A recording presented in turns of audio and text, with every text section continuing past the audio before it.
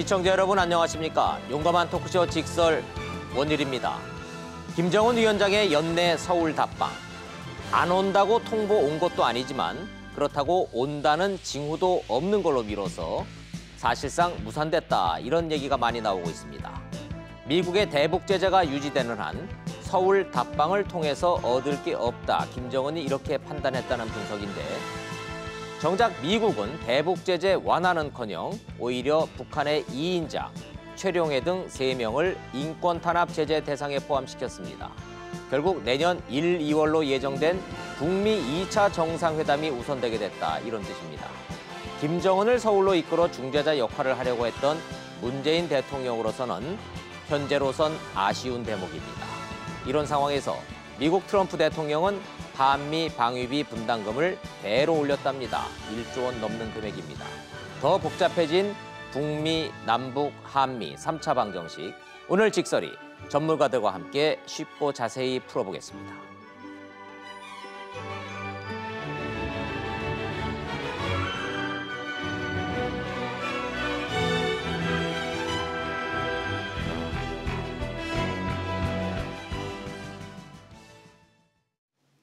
함께 해주실 전문가 3분 소개하겠습니다. 먼저 인제대학교의 진희관 교수님, 한국국방연구원의 이호령 박사님, 그리고 협력안보연구원의 이인배 원장님 3분 모셨습니다. 어서 오십시오.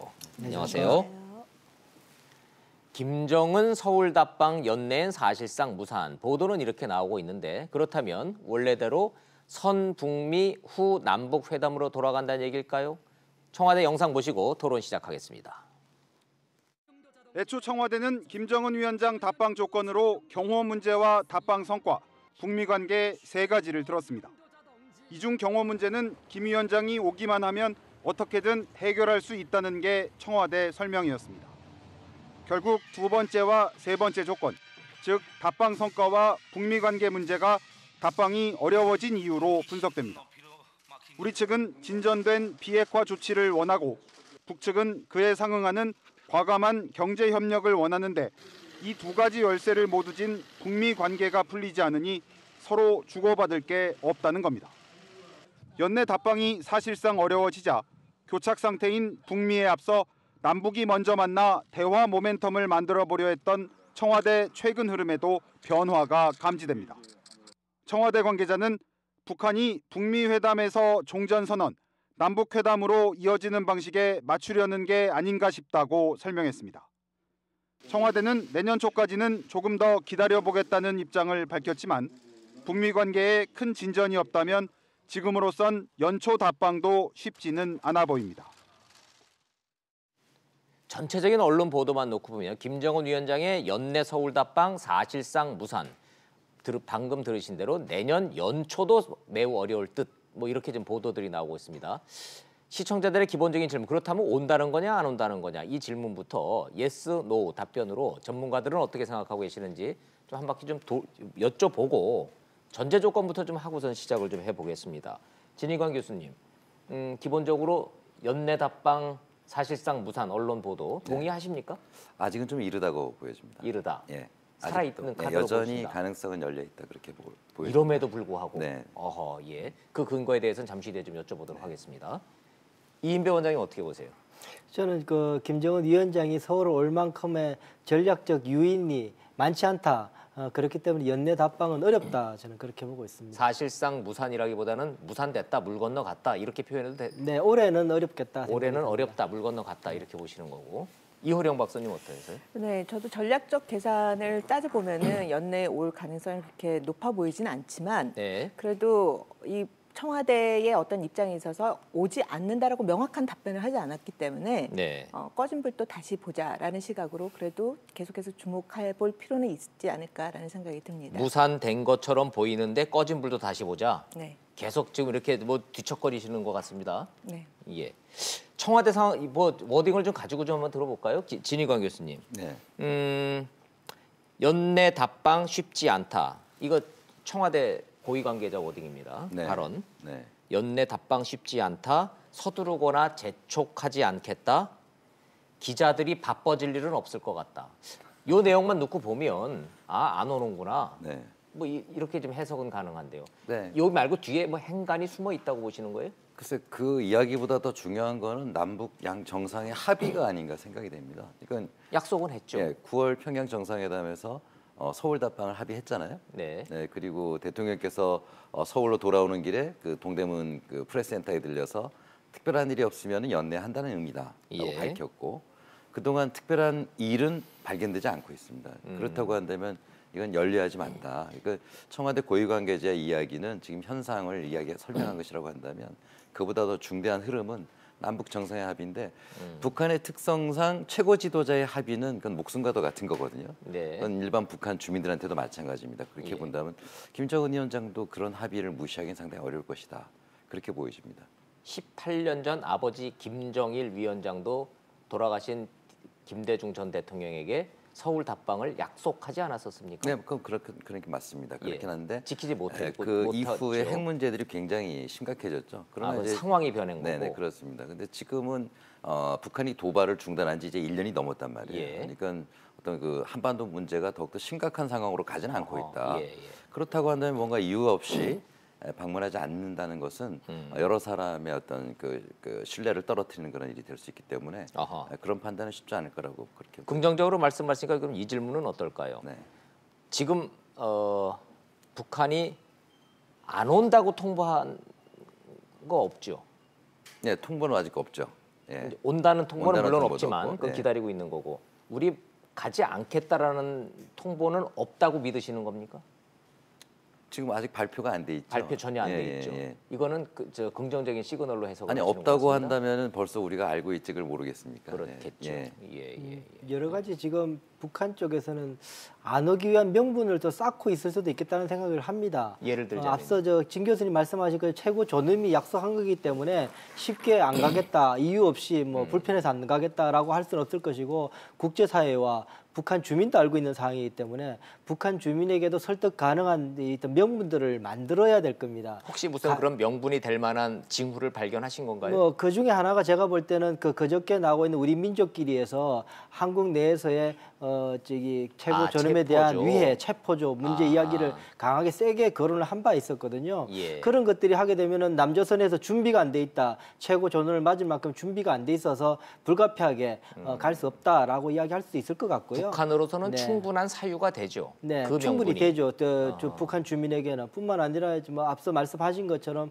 미국의 여전히 공화국 압살 정책이 끝나지 않고 있다라고 네. 하는 것도 뭐 여전히 뭐 인권 뭐 결의도 그렇고 여러 가지 문제가 나와 있는 상황이라서 네. 그것까지 차곡차곡 모아서 공개적으로 이야기할 가능성은 있다라는 생각은 듭니다. 네, 시청자 여러분들 이해를 돕기 위한다면 별로 그렇게 큰 관심들은 갖지는 않았습니다만은 우리 보수 단체인 이른바 태극기 부대에서 김정은 위원장 서울 답방한다면 우리는 체포조를 가동해서 체포하겠다라고 가능성은 없지만 그런 발표를 했습니다.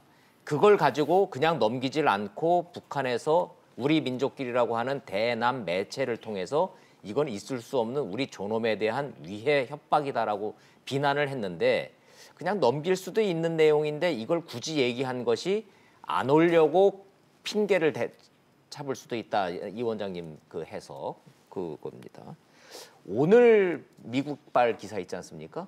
갑자기 무슨 북한 인권을 거론을 하면서 최룡해 등 3명을 제재 대상에 포함을 시켰는데 이거 무슨 좋은 시그널은 아닌 것 같은데요. 아니죠. 그게 또 국무부에서 했습니다. 국무부죠. 만약에 재무부나 법무부에서 이 시간, 이 타임에서 했다 그러면 사실은 국무부의 외교 라인이 아니기 때문에 흐름을 정확하게 파악하지 않은 상태에서 그분들은 굉장히 고지식하게 일하는 스타일이라서 네. 뭐 그럴 수 있다, 치일 수 있겠는데 국무부에서 이번에 최룡해, 정경택, 박광호에 대해서 제재 명단을 올렸거든요. 이거는 분명히 북한과 이제 폼페이오 국무장관이 있는 그 라인에서 그런 여러 가지 정무적 판단 하에서 저런 명단을 공개했다고 저는 예. 보여집니다. 그렇다면은 다양한 그 포석이 있을 수 있다라는 생각이 듭니다. 네, 그 네. 포석이라는 것은 북한 자체의 태도 변화가 아하. 있지 않는 한 우리가 변하지는 않는다라는 강한 시그널을 보내고 있는지 않는가라는 예. 생각도 해볼 수 있는 부분입니다. 북한의 속내에 대해서는 잠시 뒤에 저희가 미국 얘기를 안 할 수가 없으니까 자세하게 잠시 뒤로 좀 미뤄보도록 하고요. 이호령 박사님, 네. 잠시 전에 꺼진 불도 다시 보자 그랬는데 이렇게 사실상 무산되고 통보도 없고 전체적인 정황만 놓고 보면은 뭐 이렇게 딱히 근거가 없는데 꺼진 불도 다시 보고자 하시는 근거가 있다면은 어떤 게 있을까요? 예를 들자면 지금 돌아가는 상황을 봤을 때요. 이제 그 객관적으로 본다면 네. 북한이 지금 12월에 연내 답방을 해서 한국으로부터 뭘 얻어갈 수 있는 것들은 실질적으로는 없습니다. 없죠. 우리가 줄 수 그렇죠? 있는 게 우리가 없죠. 줄 수 있는 게 없어요. 경제 제재라든지 예를 들어서 개성공단 재가동이라든지 금강산 관광 재개라든지 유엔 대북 제재 때문에 우리가 하고 싶어도 못 하는 거죠. 그렇죠. 예. 그리고 또 하나가 그렇다면. 이제 북미 관계와 관련돼서도 예. 이번에 남북 정상회담 김정은 위원장이 내려와서 남북 정상회담을 통해서 이 북미 관계 부분의 2차 회담에 대해서 뭔가를 또 선순환을 엮어낼 수 있는 게 뭐가 있을까라는 걸 네. 생각해 본다면 그건 역시 북한이 비핵화와 관련된 어떠한 답변을 갖고 왔을 때 지 않는 한. 그렇죠. 북미 관계까지 선순환이 이어지지 그렇지 아무것도 안 갖고 그냥 내려왔을 경우에는 네. 사실상 김정은 위원장의 서울 답방이 그렇게 큰 성과를 내지는 않는 거죠. 네. 그럼에도 불구하고 어떻게 보면 상징적인 의미에서 의미를 찾고자 한다면 네. 이제 그 내년에 그 신년사와 예. 관련돼서 2018년을 평가를 하고 마무리를 짓는 데 있어서 남북 정상이 만나서 그 2018년에 어떤 평화의 모멘텀을 2019년까지 이끌어간다라는 그런 정도의 내용 예. 말고는 그렇게 특별한 건 없을 것 같습니다. 아하. 그렇기 때문에 전반적인 계산을 이렇게 봤을 때 와서 뭐를 얻을 수 있을까? 그렇다면 오히려 김정은 위원장이 서울 답방을 한다라는 것 자체는 저는 오히려 이 정상회담보다는 북한의 입장이 지금 현재 어떠한가라는 거에 좀 포인트를 맞춰서 볼 필요가 있지 않을까라는 북한의 생각이 어떤 듭니다. 상황을 말씀하시는 건가요? 제가 말씀드린 것처럼 전략적 계산을 따져봤을 때 그렇게 얻을 게 없음에도 불구하고 내려온다라는 거는 한 두세 가지 정도를 생각해 볼 필요가 있다라는 거죠. 첫째. 첫 번째로는 2020년이 사실상의 그 경제 5개년 전략과 관련돼서 성과를 내야 되는 거죠. 아하, 지금 뭔가를, 1년 반밖에 예, 남지 보여야 않았는데 되는데. 그렇죠. 대북 제재와 관련돼서 아직 성과를 낼 수 있는 사항이 없는 거죠. 예. 그럼에도 불구하고 뭔가를 가시화시킬 수 있다는 건 정치적 측면에서의 남북 관계가 보다 공고화되고 이제 평화적인 모드로 전환이 됐다라는 네. 것을 내년 신년사라든지 이런 데 좀 담을 그런 필요성이 있지 않을까. 신년사에 담을 소재가 필요하군요. 그렇죠. 김정은은. 그런 측면에서 현재. 하나를 생각을 해볼 아하. 수가 있고요. 두 번째로 생각해 볼 수 있는 거는 그럼에도 불구하고 구태여 12월 연내 답방을 하겠다를 예. 어떻게 보면 시간에 있어서 굉장히 촉박한 가운데도 이렇게 한다라고 하는 것은 우리가 생각했던 것보다 북한의 경제 부분이라든지 국내 상황이 좋지 않다라는 것을 어떻게 보면은 반대로 생각해 볼 수 있는 그러한 여지가 아닌가라는 생각이 네, 듭니다. 네. 왜냐하면요, 2차 정상회담이 올해 있을 때 하고 나서 사후에 보고하지 않았습니까? 그렇죠. 그것이 왜 그렇게 됐냐면 보면은 북미 정상회담을 하겠다 하고 하지 않는다라고 카드를 꺼내자 북한이 우리한테 요청을 해서 2차 남북 정상회담이 있었고 그거는 예. 하고 나서 사후에 발표를 했다라는 점을 생각해 본다면 예. 이번에도 어떻게 보면 민주주의 국가에서 그 정상회담을 한다라는 건 보통 일정을 미리 알려주고 그렇죠. 거기에 대한 예. 충분한 준비를 하고 정상회담을 하는 게 그게 정상 맞는 국가의 순서죠. 모습인데. 그럼에도 불구하고 이 연내 서울 답방이라는 이 키워드를 갖고 남북의 정상회담이 서울의 땅을 밟는데 촉박하게 그것도 시간을 얼마 두지 않고 한다라는 것은 제가 봤을 때는 북한의 사정이 우리가 생각하는 것보다 더 좋지 않을 수 있다라는 것을 반증해주는 그런 대목이 아닐까라는 생각이 듭니다. 그다음에 세 번째로는 네. 아직도 연내 오지 않는다, 연초다라는 걸 네. 명확한 의사를 전달하지 않는다라는 측면에서 봤을 때 앞에서도 말씀드렸듯이 합리적으로 생각해 봤을 때는 연내 답방이 어려운 것 같지만 네. 이러한 몇 가지를 생각해 본다면 연내 답방도 가능하다. 그래서 꺼진 불도 다시 보자. 네. 네, 그렇게 그렇다면 평가해 볼 수 있는 거죠. 물리적으로 이게 가능한지 우리 한번 따져 볼까요? 이 가능성 여부를 떠나서 정말 실체적 진실이 오기로 돼 있는데 지금 북한이 통보만 안 하고 있다면은 날짜를 이렇게 찍는다면요. 뭐 다들 아시겠지만 12월 17일은 절대 못 움직이는 날이라며요. 아버지 그렇죠. 기일이죠. 김정일 기일 7주년. 그러니까 17일 날 내려오는 거는 그거는 북한에서는 있을 수 없는 일이니까 17일 빼면 날짜가 그 다음 날인 18일에서 20일 사이. 그리고서는 뭐가 어디가 있을까요? 설마 크리스마스 때? 그러니까 이게 날짜가 안 나오기 때문에 합리적 추론으로만 놓고 보면 연내 답방은 물리적으로 불가능하다. 어떻게 보세요, 지금 교수님? 글쎄 지금 중대한 날짜라고 한다면은 17일은 이제 말씀하신 대로 김정일의 제사죠. 네. 물론 이제 제사는 전날 밤에 금수산 태양궁장 가서 참배하는 형태로 네. 진행되고 아마 당일날은 그 국내적으로 행사가 있을 겁니다. 그렇죠. 예. 그다음에 24일 크리스마스 이브지만 그때가 김정은의 할머니의 할머니, 생신이란 김정숙. 말이에요. 김정숙의 예, 예. 생일도 굉장히 중요하게. 북한에서는 그게 의외로 중요한 정치 네, 일정이에요. 북한은 크리스마스가 없고 대신에 이날 아주 크게 행사를 치르고. 우리는 크리스마스 이브 날인데 과거 김정일 위원장은 이날을 가장 중대한 행사를 많이 했어요. 자기 어머니 생신날. 어머니 자기 생신이니까. 최고 사령관 된 날도 예, 이날이었고 예.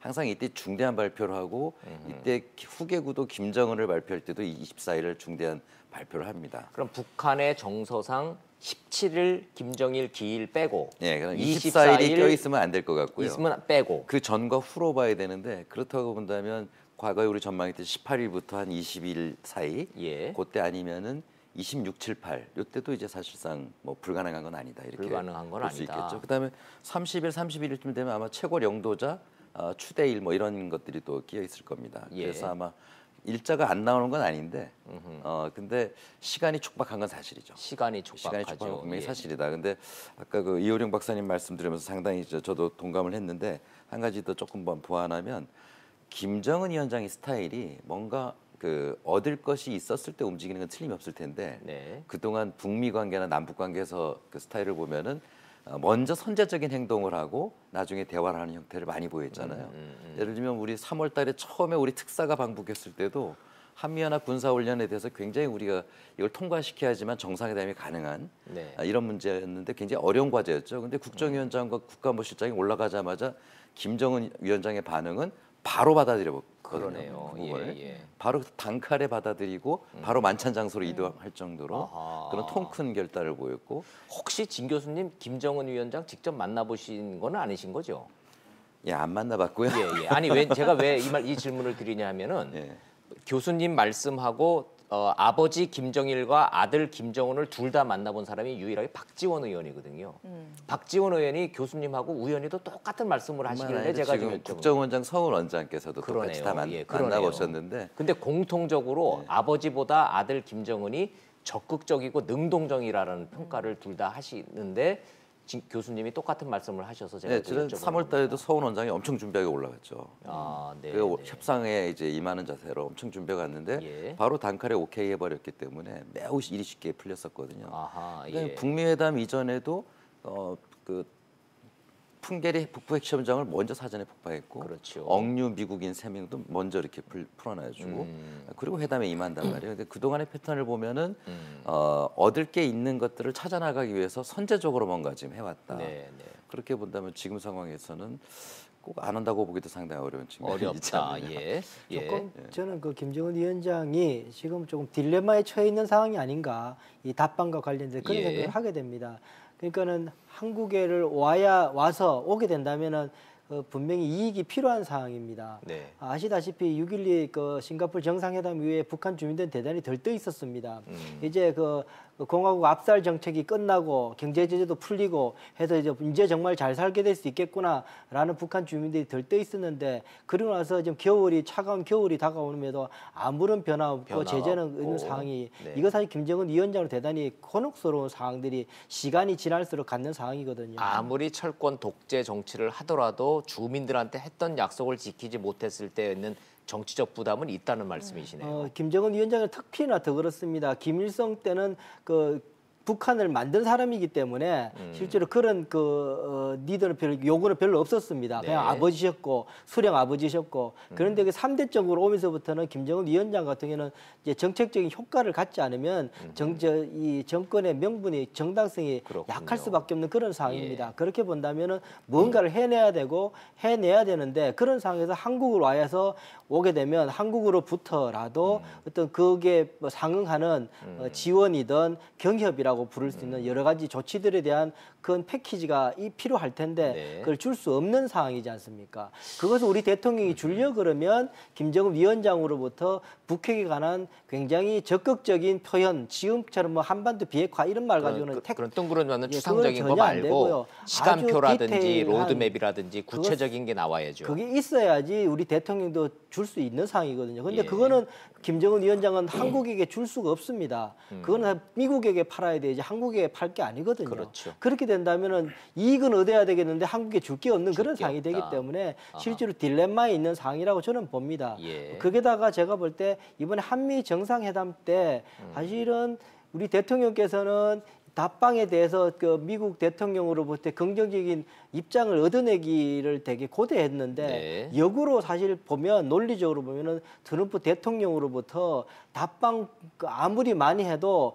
핵에 대해서 진전 없으면 제재 안 풀린다 이 말만 듣고 왔거든요. 사실은요. 그렇죠. 그것 때문에 오히려 더 그 정상회담 이후에 김정은으로서는 기대했던 마지막 기대조차도 사실은 조금 흐트러진 부분이 있어서 더 저는 사실은 개인적으로 뭐 계속 이야기하는 부분이 한미 정상회담 이후에 오히려 답방 가능성은 낮아졌다고 저는 봤던 사람이었는데요. 네, 네. 네, 그렇습니다. 지금 저 당시 한미 정상회담 모습 보시고 있지만 이 원장님 말씀을 조금 더 직설적이고 냉정하게 재정리를 하면 문재인 대통령은 트럼프 대통령을 만나서 북미가 잘 안 되고 있으니까 내가 먼저 김정은 위원장을 서울로 불러서 먼저 만나보겠다라고 의사표시를 하니까 트럼프 대통령은 만날 테면 얼마든지 만나라. 근데 대북 제재 해제 얘기는 꺼내지도 마라.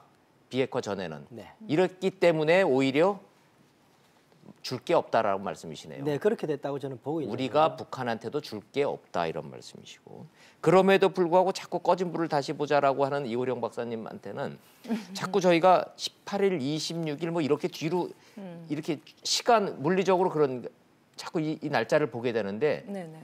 좀 전향적으로 혹시 이번 주 금요일 같은 거 물리적으로 가능한가요? 뭐 원래는 그 청와대 관계자들의 말을 빌리면은 예. 적어도 준비하는데 10일 정도의 시간이 소요. 최소한 10일. 그렇죠. 10일 정도의 시간이 소요된다라고 했을 때는 앞에서 말씀하셨듯이 이제 진 교수님처럼 17일 이후에 해당되는 일정을 생각해 볼 수 있고 꼭 2박 3일이라고 못 박은 것도 없잖아요. 그렇죠. 1박 2일도 가능하고 당일도 뭐 가능한 예, 거죠. 가능하죠. 그러면 1박 2일 내지 당일도 가능하다면 구태여 그 이후보다는 오히려 전에 올 가능성도 있지 않나라는 생각이 듭니다. 그렇다면 그럼 이번 주도 가능하다고 볼 수가 있는 거죠. 말씀인즉슨 오려고 맘먹고 오겠다고 결단만 내리면 이번 주 금요일도 가능하다는 말씀이세요? 그렇게 봅니다. 우리 2차 남북 그러세요? 정상회담을 보세요. 전화 받고 예. 거의 아니 거의 근데 당일날 거기는 다간 거 판문점이었으니까 판문점이었고. 김정은은 내려오고 문 대통령은 올라가서 판문점에서 그러니까 아무도 경호 모르게 문제와 만나니까. 관련해서도 예. 그런 정도는 우리가 이미 그 한 라인이 다 아하. 구축이 되어 있기 때문에 실무 간의 그런 준비는 사전에 언제 하자 하면 충분히 준비도 예. 가능하지 않을까라는 생각이 그럼 듭니다. 이런 거는 어떨까요? 기술적으로 물리적으로 불가능한 게 북한의 그 뭡니까 그 974 부대라 그러나요? 예. 그 경호대들. 예. 우리는 청와대 경호실이라 그러는데 북한은 974 부대라고 부르대요. 김정은 위원장이 벤츠 타고 나타나면은 왜 V자 형태로 쫙 가면서 왜 그 방탄 방탄소년단처럼 이렇게 뛰어가는 그 건장한 경호대들. 북한 사람들 치고는 키가 크잖아요. 예. 그렇죠. 다들 막 180, 190 돼 보이던데. 예. 이들이 서울에서 동선 체크하고 움직이는 게 보이지 않으면은 아무리 그냥 온다 그래도 그거는 생략할 수 없는 거기 때문에 최소한의 이 물리적인 이 절차는 밟아야 된다. 이건 어떻게 보세요? 그 올해 들어서 그 상당히 많은 그 북한의 인사들이 한국을 방문했잖아요. 김여정을 평창 포함해서. 올림픽을 계기로 예. 김여정, 김영남, 또 최휘, 그다음에 김영철 이렇게 해가지고 평창 올림픽 때만 김정은을 제외하고는 거의 대부분의 왔죠. 고위층이 다 왔다 갔고 예, 예.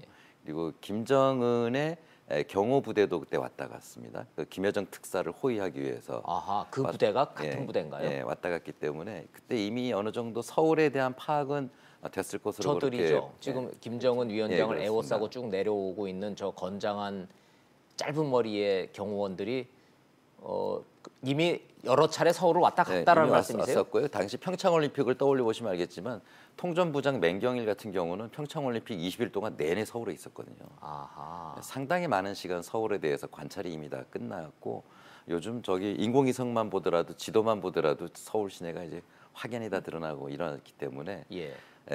그리고 또 만약에 마음만 먹는다면은 꼭 저런 사람들이 아니더라도 누가 이 와서 이미 다 조사는 할 수 있겠죠. 그렇게 아하. 어려움은 없을 것 같아요. 그래서 극비리의 그런 사전 답사 정도는 얼마든지 기술적으로 눈에 띄지 않고 할 수 있다. 네. 이 그렇기 때문에 말씀이신가요? 마음만 먹는다면 뭐 오는 것은 별로 어려움은 없다. 그렇게 아, 보여집니다. 그래요? 네.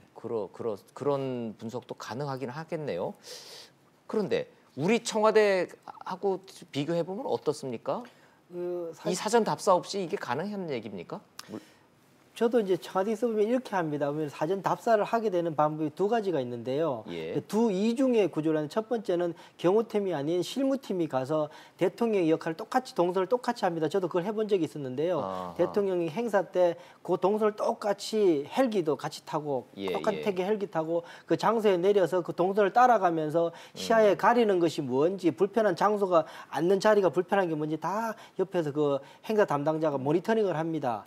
그러니까 해서 준비를- VIP로 설정된 네. 인물을 그래서- 세워놓고 네, 아예 그래서 동선을 시각이 똑같이 저기는 가려지는데요. 저기 안 보이는데 이렇게 하면 어디 불편하십니까? 그러거든요. 아. 저기 잘 안 보여서 그러면 그렇군요. 다 체크해서 그걸 다 맞추는 게 첫 번째고. 그건 이제 네, 의전과 동선의 의전되고요. 문제고. 예, 두 번째는 고급과 같이 하는 절차가 뭐냐면 경호팀에서 나가서 여러 가지 거기에 이 방탄 높이나 이런 것도 다 같이 제고를 하거든요. 동선을 따라가면서 다 철저하게 다 조사를 해야 근데 되거든요. 해보셨다니까 제가 네. 여쭤보지만 뭐 실무진들이 그러는 건 비밀리 네. 할 수 있다 치고요. 네. 경호원들은 좀 눈에 띄지 않습니까? 이 체격도 그렇고 무장 상태도 그렇고 모양새도 그렇고. 사실은 이제 한국이나 미국 같은 경우에는 많이 그렇게 이제 이 경호의 이 이념이 좀 바뀌어서 박정희 독재 시대 때는 이 경호 자체가 권력의 권위를 나타내는 상징이었기 때문에 선글라스 대단히 끼고 뭐, 대단히 예. 이렇게 공개적으로 경호를 했었는데요. 그 이제 이념이 바뀌어 가지고 비밀리에 숨어서 복장도 이렇게 티가 안 나게 이렇게 조금 더 하는 그런 쪽으로 많이 바뀌었습니다. 미국은 거의 안 보이지 않습니까? 그러면 경험적으로 얼마든지 극비리에 하려면 할 수 있다라는 제가 볼 때는 말씀이시군요. 뭐 그 기술적으로 저는 불가능하지 불가능하지 않다는 않다. 생각이 드는 아하. 부분입니다. 네. 그렇군요. 네. 이 974보다는 박사님도 그 점에 대해서는 동의하세요? 그쵸. 극비리에 만약에 두 정부 간에 지금 극비리에 하겠다고 마음을 먹었다면 얼마든지 가능하다? 충분히 가능하다. 충분히 가능하다. 야, 이게 참 이제 청와대 공식 반응은 다 물 건너갔다, 뭐 저 사실상 무산됐다 쪽으로 되는데 의외로 전문가들은 물리적으로 가능하고 죽지 않은 카드라고 얘기를 하고 있고요. 실제로 경험이 있는 박지원 의원 같은 경우에는 여전히 살아있는 카드라고 또 얘기를 하고 있습니다. 거기까지 좀 전해드리도록 하죠. 그럼 뭐 현재로서는 아무도 알 수 없는 상황이니까 박지원 의원 말대로 여전히 가능성은 남아있다 이렇게 얘기를 하고 있습니다. 연내 연초 이게 그렇게 중요합니까? 전문가들 보시기에? 사실 그게 꼭 중요한 건 아닌데요. 대통령은 그러나 어차피- 우리 대통령께서 특별한 일이 없으면 연내 방문이라고 말씀하셨는데 네. 그게 지켜지지 않으면 굉장히 실없는 소리가 될 수 있거든요. 그것은 서로를 그 대화의 상대로 생각한다면은 상대에게도 굉장히 지켜야 될 그런 중요한 그런 미션이 될 수 있기 때문에 네. 그런 것들을 김정은 위원장이 가볍게 보느냐, 중요하게 보느냐 이게 이번에 이제 결정 날 수 있겠죠. 그러나 북미라는 다른 이 상대가 있기 때문에 어차피 북미 회담이 1, 2월로 정해져 있으니 불가피하게 연초로 넘겨서 북미 회담 전에 하는 것도 살아있는 카드가 네, 아니냐를 그것도 여쭤보는 상당히 일리가 있는 말인데 또 한편으로는 그 북한도 좀 고민스러운 것이 예. 통일 문제는 또 자주적인 문제라고 얘기를 하잖아요. 네. 그럼 북미 회담도 물론 중요합니다. 굉장히 중요한데 사실은 거기에 모든 비중을 두고 있는 게 사실일 수도 있지만 그렇죠. 그러나 우리끼리의 모습을 제대로 남북 간의 자주적인 모습을 보이는 것도 그동안 북한이 늘 주장했던 논리인데 그것을 예. 북미 회담의 종속 변수로만 친다?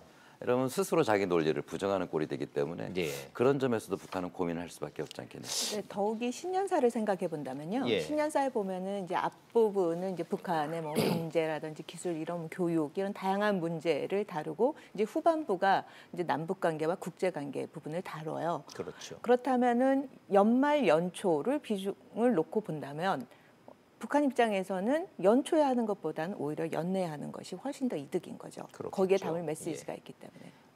우문인 줄 알면서도 여쭙습니다. 북한 음력 안 쓰죠?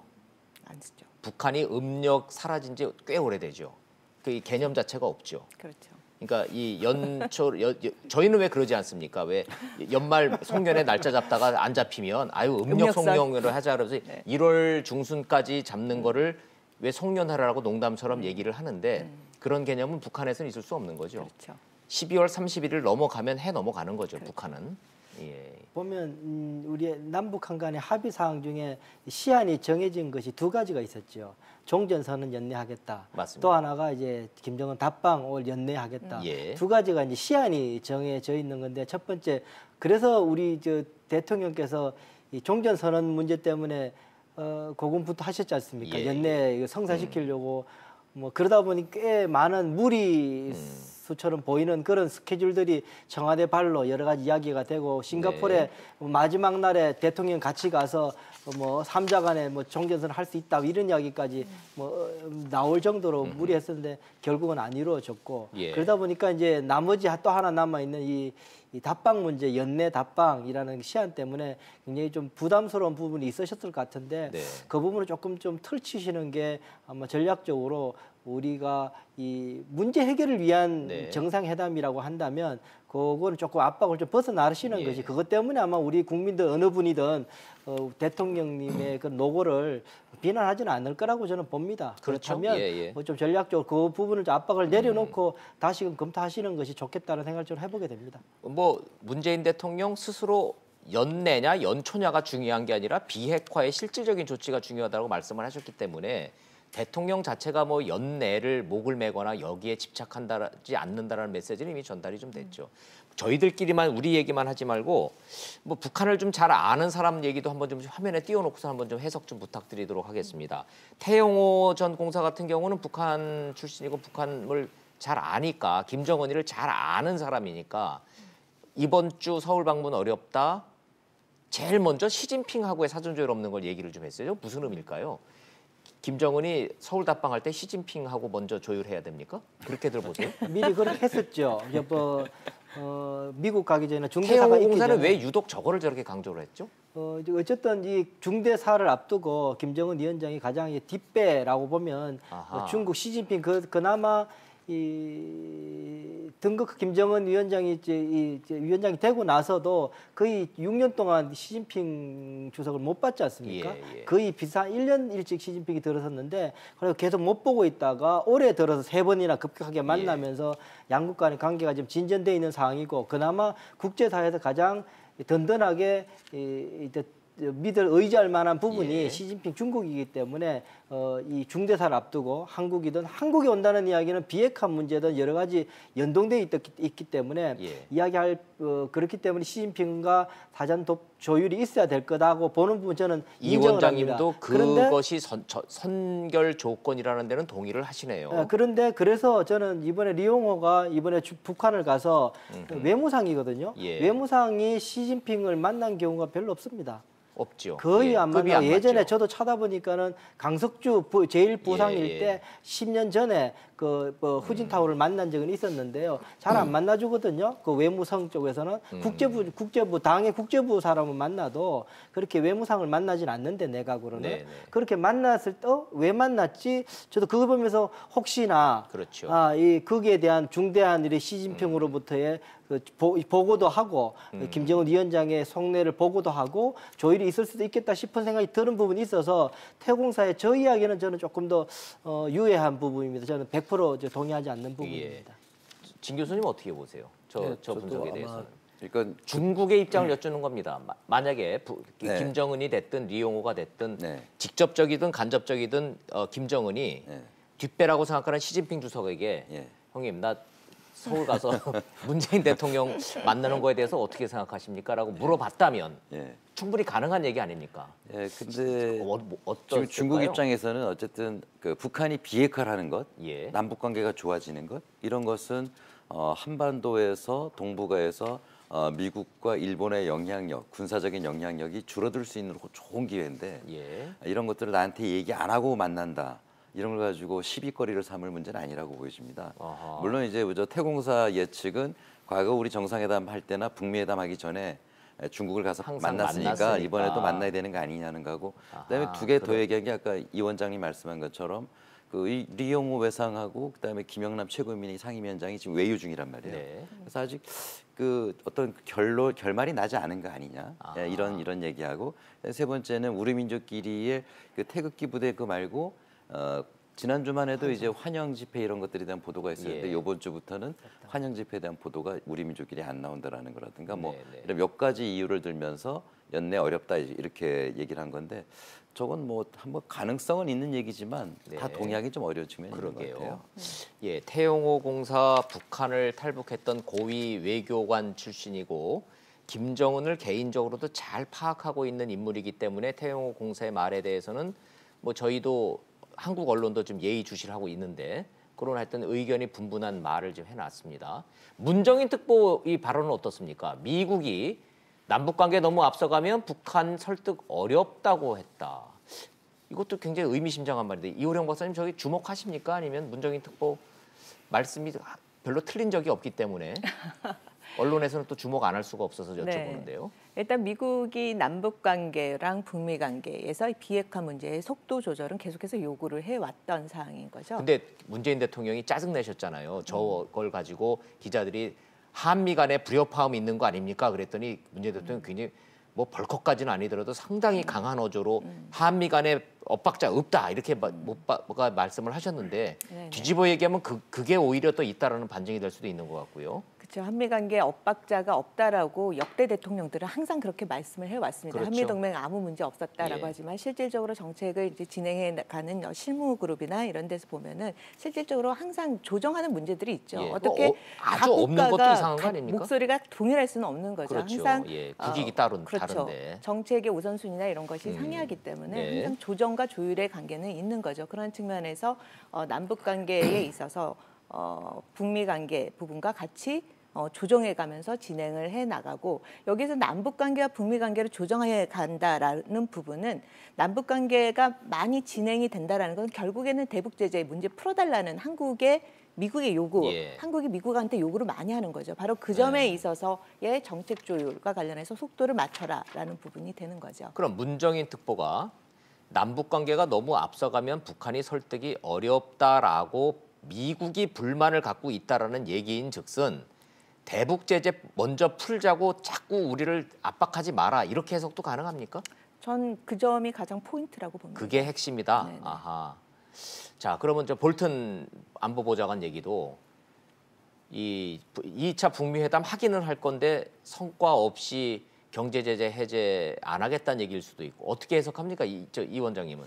저 볼턴이 저도 한국 언론을 저렇게 봐서 경제제 해제 검토할 수 있다 1인형이 있어서 볼턴이 저 정도 이야기했으면 저거는 굉장히 큰 변화할 수 있다라고 생각이 들어서 원문을 다시 찾아서 읽어봤는데요. 네. 그 원문 읽어보면 기자가 그렇게 질문합니다. 2차 정상회담 하겠다고 자꾸 이야기하는데 예. 그런 보상, 리워드를 주는 것이 지금 1차 정상회담 때 그다음 이후에 아무런 변화가 없는 상황인데 또 리워드 준다는 게 그 합당한 이야기냐 기자가 물으니까 질문은 그랬군요. 네, 예. 기자가 물으니까 하는 말이 두 번째 만나서 1차 정상회담에서 약속에도 안 지키니까 예. 그것을 다시금 또 지키도록 만들어야 된다. 두 번째 수십 년 동안 북한 비핵화라는 이야기는 수십 년간 말로는 들어왔다. 세 번째 그러니 행동을 해야 된다. 그 행동 퍼포먼스라고 표현했더라고요. 네. 행동을 봐야 된다. 그러면 그 퍼포먼스를 보고 나면 그게 대 리무브 할 수 있다. 생션에 대해서 좀 해제할 수도 있다. 이렇게 예. 이야기한 거예요. 다시 말하면 핵심적인 것은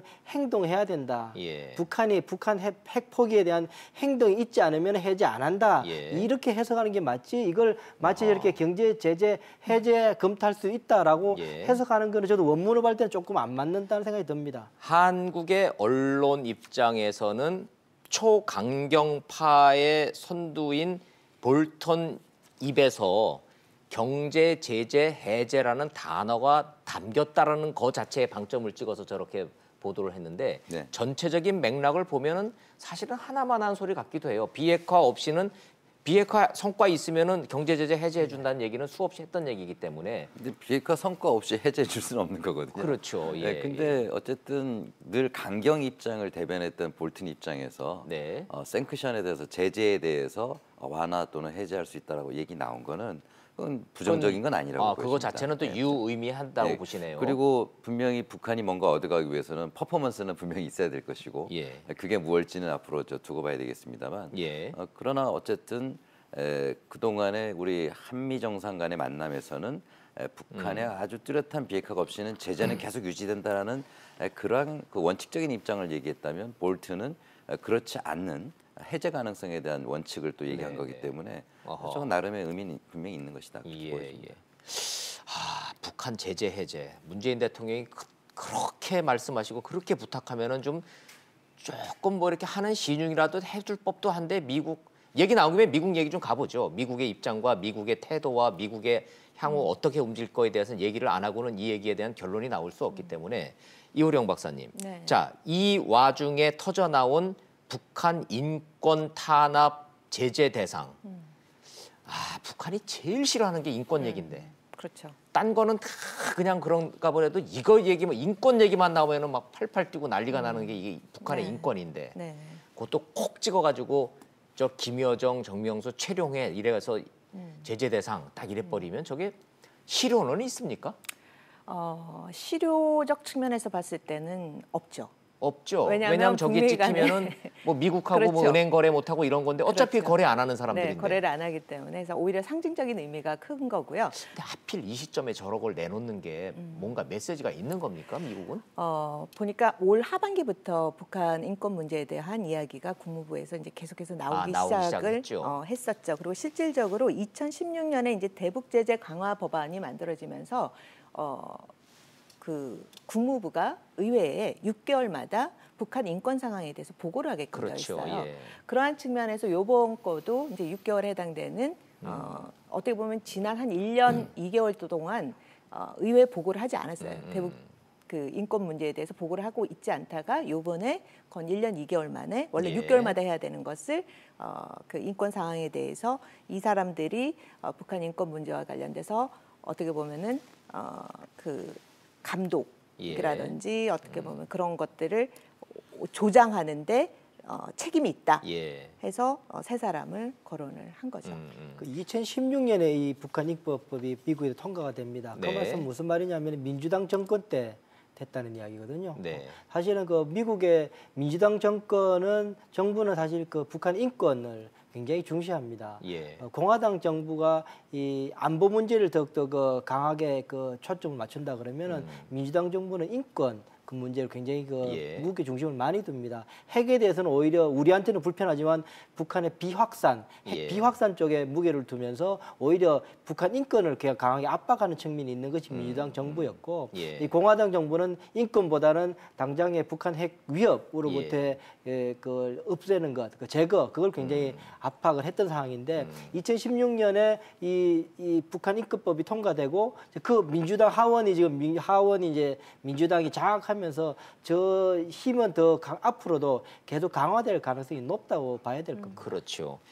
시청자 여러분들 잘 아시겠지만 확인 차원에서 설명을 좀 드리자면 북한 인권에 대한 명단을 고르고 하는 거는 국무부가 하고요. 오늘 나온 이 보도는 그 명단을 근거로 해서 미 재무부가 3명을 최룡해를 포함한 3명을 콕 찍어서 이들하고는 아무도 거래하지 마라고 하는 제재 대상에 올렸다라는 거. 실질적인 실효는 없다지만 북한 입장에서 보면 이 인권과 이 제재가 연결돼 있기 때문에 신경 쓰고 굉장히 기분 나빠하고 아파하는 대목입니다. 그렇다면 북한 이 미국의 태도를 보면 제재 해제는 전혀 기대 난망으로 보는 게 합리적일까요? 그 미국의 제재 프로그램이 굉장히 촘촘하고 다양하지 않습니까? 거미줄 같죠. 네, 그러니까 뭐 유엔 제재는 결의안 내용이라고 예. 한다면 미국의 제재는 행정명령만 있는 게 아니라 예. 대통령의 령만 있는 게 아니라 부처별로 또 다양한 제재 대상들을 그렇죠. 또 선별해서 발표를 한단 예. 말이에요. 그래서 조율도 잘 안 되는 것 같아요. 예를 들어서 좀 뭔가 좀 국무부가 대화 좀 하고 정치적으로 좀 이게 외교적으로 풀어보려고 그러는데 재무부는 아무 생각 없이 그냥 딱 앞만 보고서는 제재 꽝 때려 놓으면은 방법 없잖아요. 지금 이것도. 보면 가장 강력한 쪽이 재무부하고 재무부 산하기관들인 그렇죠. 것 같아요. 예, 예. 미국은 미국은 계속 지금 예. 늘어나고 있습니다. 제재 대상들이. 오히려 김정일 시대부터 네.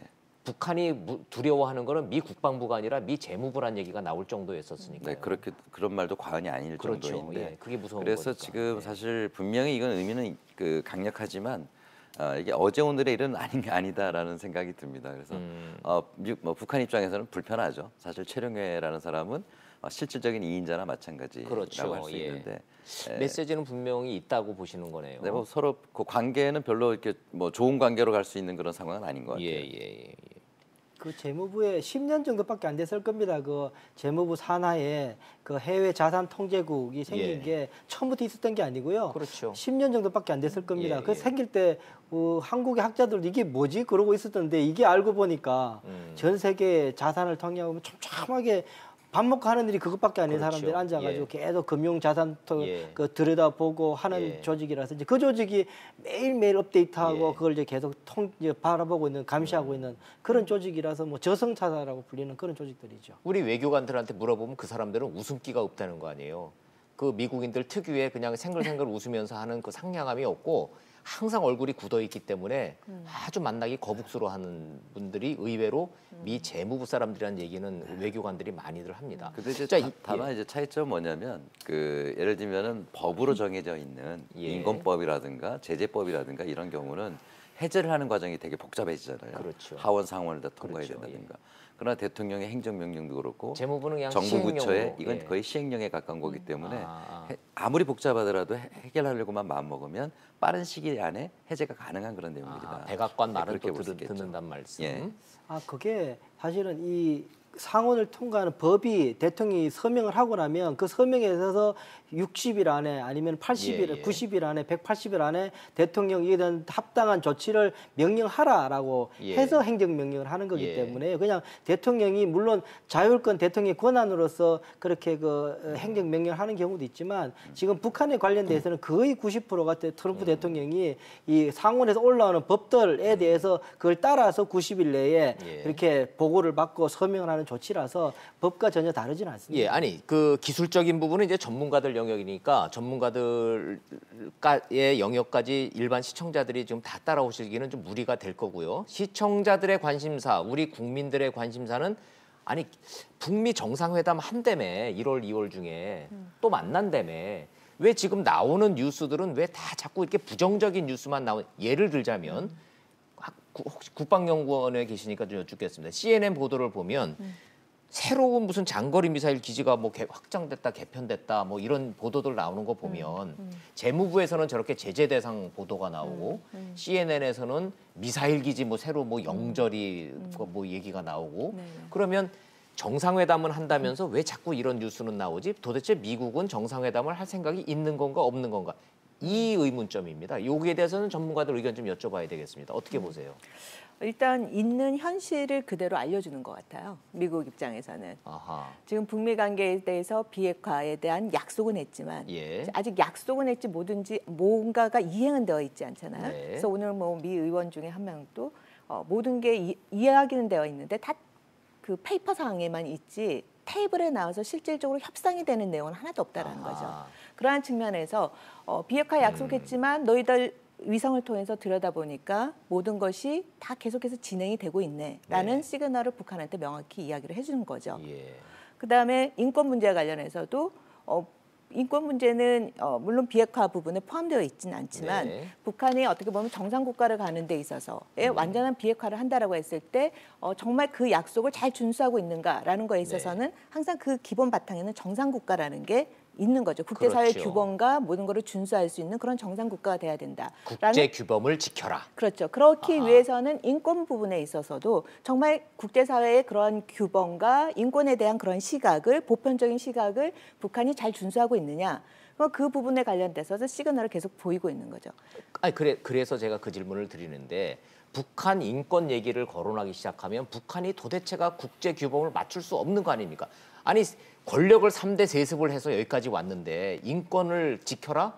그게 지킬 수 없는 지금 요구를 하는 거 아니냐 이겁니다. 그래서 미국이 정말로 북한과 대화할 용의가 있다면 그 인권 얘기는 안 해야 되는 거 아니냐 이런 일각의 지적이 있어서 여쭤보는 겁니다. 그 서구 사회 수준에서의 북한 인권을 이야기하는 건 아닌 것 같고요. 예. 사실 뭐 그 정도 하려면은 뭐 대한민국도 뭐 인권 기사에서 뭐 그 이렇게 인권 수준이 높다고 칭송받는 나라는 아니지 않습니까? 뭐 솔직하게. 그렇다고 뭐 네. 미국은 그렇게 뭐 인권 국가인가요? 뭐, 인권 여러 가지 차별이고 그런 식으로 나라죠. 따지면 네. 예. 그런데 이제 그 미국이나 유럽 같은 경우에서 시비 거는 부분들이 가장 핵심적인 게 이제 정치범 수용소, 수용소 문제. 이런 것들이죠. 예. 그리고 이제 그 자연의 분배 그 북한이 가지고 있는 자원들, 생필품들에 대한 분배 자체가 원활하게 이루어지지 않고 뭐 평양에만 뭐 다 모여 있거나 그렇죠. 그런 예, 계급 예. 차별이 있거나 하는 몇 가지 그런 구조적인 문제들을 이야기하는 거지 뭐 간섭적으로 했는 거야. 그거는 이제 노출되면 국제 사회에 이제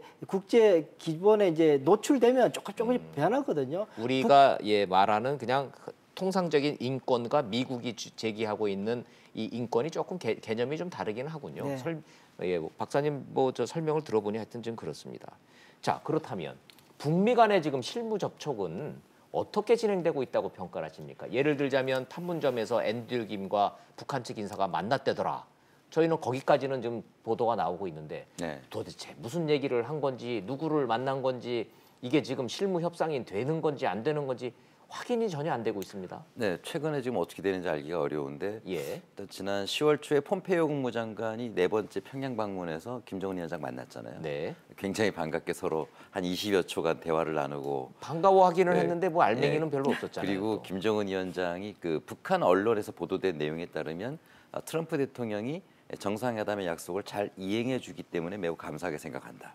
이렇게까지 얘기를 했어요. 네. 그러니까 큰 틀에서는 무리가 없다라는 얘기인데 그리고 네. 나서 북미 고위급 회담 하기로 했는데 11월 달에 그게 안 되지 않습니까? 그렇죠. 그래서 그 이유는 아마 지금 서로 조율이 아직 잘 안 돼 있고 또 김영철 통전부장이 미국을 방문하더라도 트럼프와 만나서 이야기할 수 있는 그런 시간도 안 나왔고 그래서 이제 12월이 되었는데 최근에 이제 앤드류 김 그 코리아 미션 센터장이 판문점에서 북측을 접촉한 것으로 알고 있는데 그때 상황이 분위기가 일단 나쁘지 않았단 말이에요. 왜냐하면 그 아까 말씀하셨듯이 우리가 그 트럼프 대통령을 그 문 대통령이 만나시고 그리고 남북 간의 정상회담에 대해서 상당히 긍정적인 그런 분위기가 이루어진 상황에서 앤드류 김이 북측을 만났기 때문에 좀 좋은 결말이 이어지지 않겠나 했는데 그 이후에 지금 상황이 별로 안 좋습니다. 그렇죠. 그렇다고 본다면 아마 이번 판문점 접촉에서 서로 북미 간의 의견 조율이 잘 안 된 게 아니냐 하는 것. 여전히 북미 간의 실무급 접촉은 잘 성과가 안 나고 있다고 보시는 거군요. 네, 아마 그런 게 가장 주했다고 보여지고 이런 것들이 북한으로 하여금 쉽게 못 움직이게 하는 그런 계기가 마련된 게 아니었나 이제 그런 생각이 좀 듭니다. 이 대목은 어떻습니까? 최근 들어서 미국이 북한 쪽에 실무 협상하자고 10번, 20번 전화를 했는데 이제 북한이 전화조차도 안 받고 있다. 이건 뭘 의미하는 겁니까? 그 어떻게 보면 북한이 접근하는 데 있어서 이 북미 회담이나 남북 정상회담이나 탑다운이지 않습니까? 예. 그래서 우리가 이제 탑다운이 돼서 이 모멘텀을 만들면 그 다음에 실질적인 이행을 위해서는 이제 실무진들이 고위급 회담이라든지 실무회담을 통해서 그 부분을 만들어 나가야 되는데 예. 좀 북한은 이 부분을 거부하고 있는 것 같아요. 아, 그럼 북한은 실무선에서 뭐 서로 주고받을 거 다 빼고 일단 정상들끼리 만나서 큰 틀에서 통큰 합의를 하고 나머지를 끼워 맞추자 이런 입장이군요. 그런 것 같아요. 그래서 2차 북미 정상회담도 사실상 이게 연초에 되려면 사실상 고위급 회담이랑 실무회담이 진행이 돼야 되는 거죠. 그게 원활하게 준비가 상식이고 돼야 정상인데. 되는데 이 부분이 보면은 우리가 그 9.19 남북 정상회담 이후에 북미 고위급 회담이랑 실무회담이 잘 전개가 될 거라고 뉴스에 나왔었지만 네. 실질적으로 비건도 이야기를 하고 만나지 못했죠. 그렇죠. 그다음에 예. 폼페이오도 뭐 사실상의 그 이후에 대해서 고위급 회담도 못 하고 있는 못하고 있는 거고. 상황이고, 예. 그다음에 지금 최근에 판문점에서 앤드류 김과 뭐 김성애가 만났다라는 정도는 굉장히 급이 낮은 거죠. 예. 그러한 측면에서 지금 고위급 회담을 연초에 한다. 예. 이거는 다시 말씀을 드리자면 다시 북한의 생각은 이 지금까지 계속해서 이 풀리는 문제를 고위급 정상회담을 통해서 직접 뚫겠다라는 그러한 전략을 고수하는 게 아닌가라는 생각이 듭니다. 그래서 2차 북미 정상회담도 역시 1차 북미 정상회담과 같은 그런 수순을 밟으려고 하지 않을까라는 생각이 두 듭니다. 분 전문가들의 분석을 종합을 해보면 2차 정상회담 하겠다고 트럼프가 입으로 말을 했으니까 열리긴 열리는데 사전에 뭔가 쫙 조율이 돼서 뭔가 주고받는 이런 정상적인 정상회담이 아닌 둘이 만나서 일단 통 크게 주고받고 나머지는 실무선으로 그다음 후속 조치로 갈 가능성이 높다라고 생각이 드는데 동의하시나요, 이 원장님? 아니요. 그거 가능한 얘기입니까 지금 이 안 할 차로? 겁니다. 그 북한의 생각은 그건 맞을 것 같은데요. 북한의 의도는 그게 근데 맞고. 미국은 그렇게 안 하려고 그럴 겁니다. 1차 정상회담 때 그것 때문에 그 트럼프가 굉장히 곤란한 상황을 지금도 계속 겪고 있거든요. 그렇죠. 그때 이제 탑다운 방식으로 했다가 예. 하고 나니까 알맹이도 아무것도 없고 지금까지 오게 된 상황이어가지고 계속 지금 뭐 폼페오조차도 그 인질 3명 그 데리고 온 게 가장 그 감격적인 순간이었다 이야기만 네, 계속 네. 되뇌일 비핵화는 정도 된게 없다. 상황이었거든요. 그렇기 때문에 북한은 여전히 김정은 위원장이 탑다운 방식을 지금 원하고 있는 것 같고 미국은 실무서부터 차곡차곡 다시 올라가는 방식을 지금 원하고 있어서 서로가 해결 방식이 좀 다른 상황입니다. 네. 지난번에 폼페오 국무장관이 4차 방북 때 폼페오 국무장관이 김정은 위원장이 요구를 했죠. 실무 접촉을 추진해 달라. 하자. 그러니까 김정은 위원장이 허락을 하고 지시를 했다라고 이제 공동 성명이 예. 나옵니다. 그런데 지금 안 하고 있잖아요. 1호 지시가 내려갔는데도 최선이고 아무도 안 움직이고 있는 거죠. 야하. 그거는 1호 지시 안 움직인다면은 큰일 날 일을 지금 벌어지고 있는데 그러네요. 그 말은 다시 말하면 김정은 위원장이 스탑시켰다라고 저는 예. 봅니다. 그런 상황이기 때문에 김정은 위원장은 계속 이 상황을 끌고 가서 정상회담을 관철시키려고 그럴 것이고 미국 쪽에서는 실무진에서 가닥을 잡지 않으면 시간은 우리 편이니 제재가 계속되는 한 시간은 우리 편이니 우리는 시간 목매여서 그냥 정상회담 곧바로 가지 않겠다라는 것이 미국 입장이고 굉장히 지금 안 맞는 그런 상황입니다. 근데 이제 그 조금 해석이 다를 수가 있는데 10월 초에 그렇게 북한이 그 만나서 폼페이오에게 만나서 이제 얘기를 했고 그다음에 지난 APEC 회의 때 폼페이오 장관이 뭐라 그랬냐면 1월 1일 지나서 얼마 안 돼서 정상회담 북미회담 열린다고 했거든요. 네. 그러니까 실무회담 진행이 안 됐다고 보기 어려운 것 같아요. 아하. 다만 이제 드러나지 않은 물밑 접촉이 있었던 게 아닌가. 그렇지 예. 않다면 어떻게 정상회담 얘기를 폼페이오가 할 수 있겠는가. 그래서 사실 되게 좀 추적하기가 어렵습니다. 그러나 pompeo가 얘기를 했을 때는 1월 초였는데 그 뒤에 트럼프가 트윗에 날린 거는 1월 혹은 1월과 2월 예, 이렇게 얘기를 했죠. 예. 뭔가 요 대목이 현 상황의 본질이자 핵심이기 때문에 시간이 다 됐음에도 불구하고 요거는 좀 한 스텝만 좀 들어가도록 하겠습니다. 자, 북한의 의도는 이제 명확하게 설명이 됐고 시청자들이 이해를 하셨을 것 같아요. 다 필요 없다 실무진. 실무 협상 우리 안 한다는 거 분명하죠. 그거는 저 북한의 의도에 대해서는 동의들 하십니까? 탑다운 방식으로 정상회담 통해서 모든 걸 풀자. 나 일단 트럼프랑 직거래하겠다라는 의사표시인데 미국이 이게 가능할까요? 요거는 좀 살펴봐야 돼. 내년 2월이면은 미국 민주당이 여소야대로 바뀌지 않습니까? 트럼프가 그렇게 과연 1차 때처럼 통 크게 그냥 딱 만나서 뭔가 만들어낼 수 있는 상황입니까?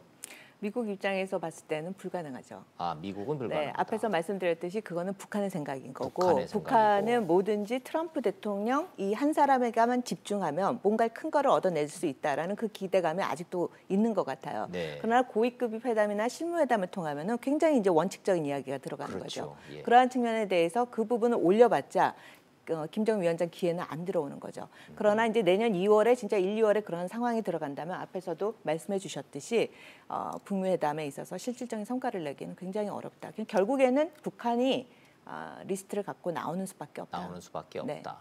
혹시 트럼프가 1차 때처럼 통 크게 실무 협상 빼고 야 내가 해결할게 이렇게 나올 가능성 어떻게 보십니까? 글쎄 뭐 트럼프는 해결하고 싶겠죠. 왜냐하면은 이제는 대선이 코앞인데 네. 분명히 북미 간에 뭔가 성과를 내고 싶은 건 틀림없을 거라고 보고요. 이제는 트럼프 머릿속에는 재선밖에 없겠죠. 뭐 그러겠죠. 그렇다고 본다면 뭔가 성과를 낼 수 있을까 한다면 북한의 비핵화를 이뤄낸다면 그건 대단한 성과 아니겠습니까? 예. 그러니까 분명히 적극적으로 나갈 텐데. 나올 가능성이 근데 있다. 지금 분명히 이 박사님이나 이 원장님 말씀대로 북한은 탑다운을 원하는 건 사실이긴 한 텐데 네. 아무리 탑다운을 하더라도 밑에서 실무에서 일을 안 하면 될 수가 없잖아요. 근데 또 하나 변수가 뭐냐면 미국 내의 기저에는 강하게 북미 관계 개선을 반대하는 세력들이 많이 있지 않습니까? 70년간 부인할 수 반미 없죠. 그 구조를 예. 살아왔고 예. 지금 언론의 보도도 아까 CNN 말씀하셨지만 계속 부정적인 보도도 나오고 네. 또 백악관은 이렇게 가지만 또 재무국이나 또 다른 데서는 또 계속 이런 반발들이 나오는 거라고 보여지거든요. 그렇기 때문에 어떠한 협상들이 그 항속성을 가지고 지속해 나가기가 힘든 네. 그런 내부적인 갈등들이 계속 존재하는 게 아닌가. 예. 이건 뭐 양국이 다 마찬가지겠지만 그런 어려움들은 다양한 예. 변수가 존재하는 게 아닌가 그런 생각이 듭니다. 아, 탑다운 방식을 원하는 북한과 실무 협상에서 뭔가를 실질적인 걸 얻어내려고 하는 미국의 이런 교착 상태 속에서 다시 돌고 돌아서 오늘의 주제였던 김정은의 서울 답방, 이거를 좀 우회할 수 있는 제3의 카드로 김정은이 활용해 줬으면 좋겠는데, 마지막으로 이제 다시 첫 질문으로 가보죠. 이 원장님. 그래서 이러이러한 복잡한 상황이기 때문에 김정은이 여전히 못 온다의 한 표시입니까? 네, 제가 볼 때는 순리적으로 보면 북미 정상회담이 언제 있을지 저는 그것도 가까운 시일이라고 보진 않습니다만, 북미 정상회담이 이 가닥이 잡히고 나면 그 이후에 하는 것이 순리적으로 맞고 가장 우리 대통령께서 부담 없이 남북 정상회담을, 서울에서의 답방을 반길 수 있는 그런 회담이 될 거다 봅니다. 선 북미 후 서울 답방이 맞다, 이렇게 보시는 거고. 이호령 박사님. 네, 저는 그 트럼프 대통령도 그렇고 김정은 위원장도 그렇고 둘 다 예측이 굉장히 어려운 인물이다. 네. 두 사람이 예측 가능하기에는 우리가 합리적 수순으로 생각하는 그 방법과는 조금 다른 행동을 취해 왔기 때문에 네. 계속해서 주목해서 볼 필요가 있다. 예, 그 예측 불가능한 두 지도자한테 한 번도 지금 운명이 달려 있습니다. 참 희한한 상황입니다. 자, 진 교수님 어떻게 보세요?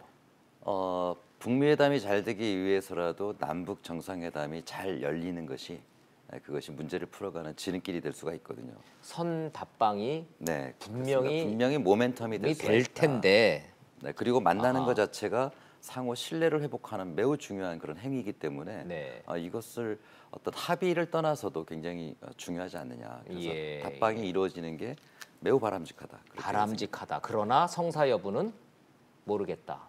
이렇게 돼야 되겠죠. 네. 가능성은 지금, 여전히 열려 있지 가능성은 열려는 분명히 있으나 연내가 될지 연초가 될지 현재로서는 예단할 수 없다. 이렇게 정리하고 오늘 말씀 여기까지 정리하도록 하겠습니다. 자, 진희광 교수님, 이호령 박사님, 이인배 원장님 감사합니다. 고맙습니다.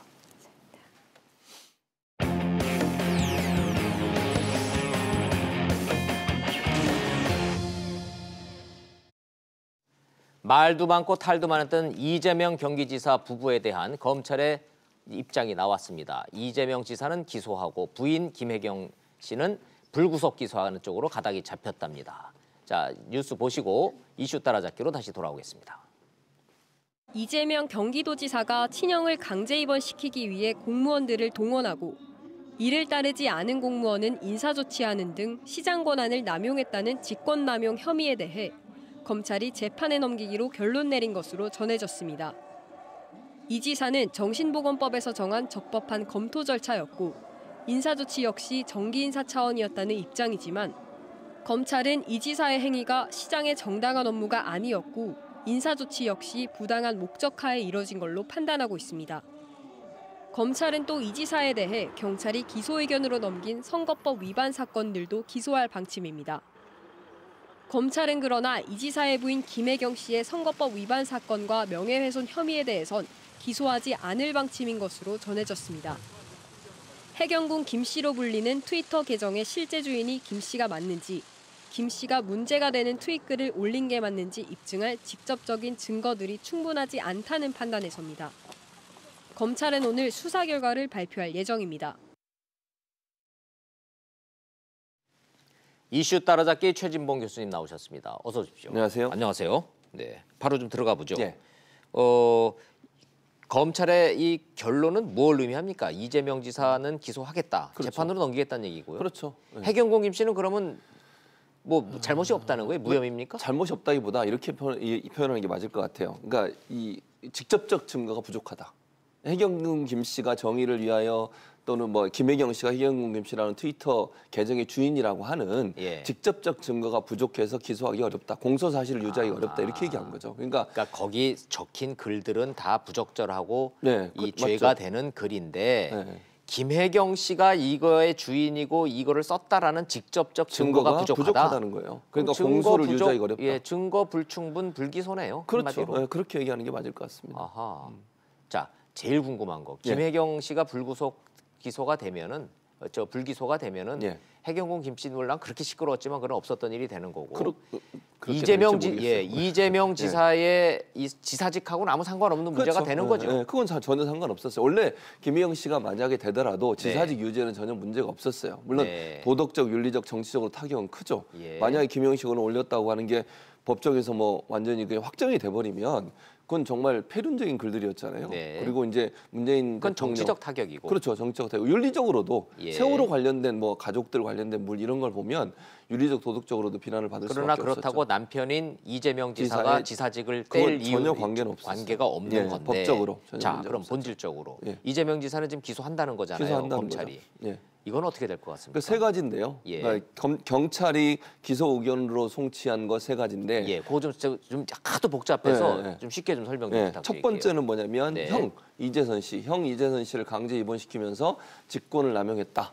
시장으로서의 직권을 남용했다. 그러니까 아하. 밑에 있는 사람들을 동원해서 예. 형 이재선 씨를 강제로 입원시켰다. 이게 제일 크다고 보고요. 공무원들 동원했다 이거죠. 그렇죠, 한마디로. 그렇죠. 예. 그리고 두 번째는 뭐가 있냐면 그 본인이 검사를 사칭한 게 있어요. 네. 그래서 그게 150만 원 대법원에서 벌금을 받았는데 네. 그걸 부인했었어요. 거기서 그건 허위 거짓말한 사실, 거, 네, 거짓말한 허위 사실. 허위 유포. 예. 그리고 또 하나 더 있는데 대장동이라고 이제 분당에 가면 그 지역이 있는데 예. 거기 개발해서 개발 이익금을 확정된 것처럼 얼마를 받기로 했다 이렇게 선거 맞아요. 공고문에 썼어요. 예, 근데 예. 그게 또 허위사실 아하. 유포라고 해서 세 가지가 지금 기소 의견으로 올라온 얘기고 김부선 씨건 그럼 그 세 가지는 다 선거법 위반으로 영향을 줘서 지사직에 영향을 줄 수 있는 혐의입니까? 줄 수 있는 혐의죠. 만약에 유죄로 유무죄에 확정된다면, 따라서 확정된다고 그렇군요. 하면. 예. 근데 김부선 씨 건은 또 기소를 안 하는 것을 결정을 했어요. 그거는 왜 그렇습니까? 그것도 역시 증거가 부족하다. 증거가 부족하다? 예, 예. 아하. 그러니까 주장은 있는데 직접적인 증거가 없다고 보는 거죠 검찰 그럼 입장에서는. 부적절한 관계를 맺어왔다라고 하는 김부선 씨의 일방적인 주장을 주장. 뒷받침할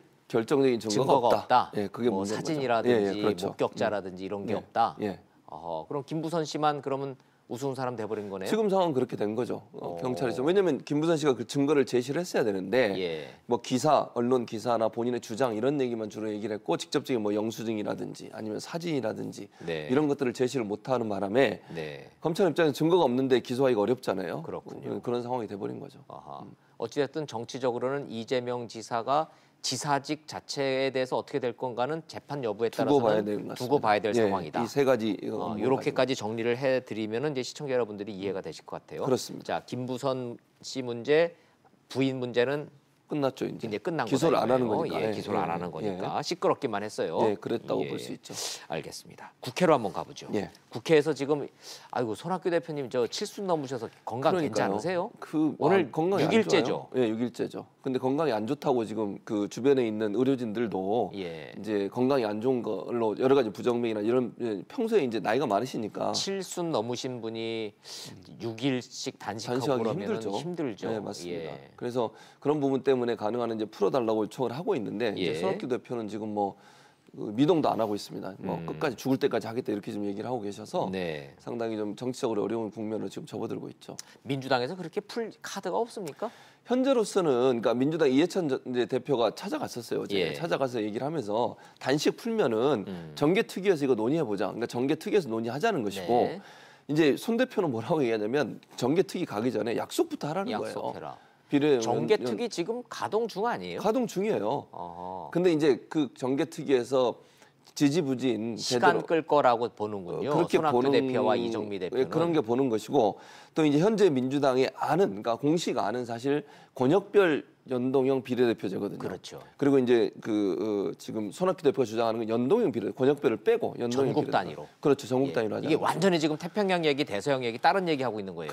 그 이름만 같을 뿐이지. 그렇긴 한데 비슷한 면도 있고 다른 면이 있어요. 무슨 말이냐면 이제 권역별하고 연동형이 되면 뭐가 큰 차이가 있냐면 국회의원 정수가 늘어나는 부분이 있어요. 그렇죠. 예. 그러니까 연동형 비례대표를 하게 되면 예. 일단 전국적으로 득표수에 따라서 의원수를 배정을 하는 거잖아요. 네. 근데 두 가지 투표를 하잖아요. 우리가 지역구도 투표하고 정당에도 정당 투표를 하고. 투표하고. 근데 정당에서 일정 부분 퍼센트를 받으면 그 예. 의원수를 보장을 해줘야 돼요. 그렇죠. 근데 지역구에서 얼마를 받느냐는 모르는 거잖아요. 그렇죠. 지금. 그럼 지역구에서 이미 얼마를 받은 상태에서 또 비례대표 그러니까 정당 투표에서 어느 정도를 받으면 그걸 보장해 줘야 되니까 부정한 분을 플러스 해줘야 되거든요. 예. 그러면은 원래 300명이 지금 정수인데 필연적으로 늘어날 수밖에 없어요. 지역구에서 없겠군요. 받았는데 또 정당 투표 때문에 어느 정도 퍼센트를 네. 받으면 그만큼 보충해 줘야 되는 상황이 예. 되는 것이고.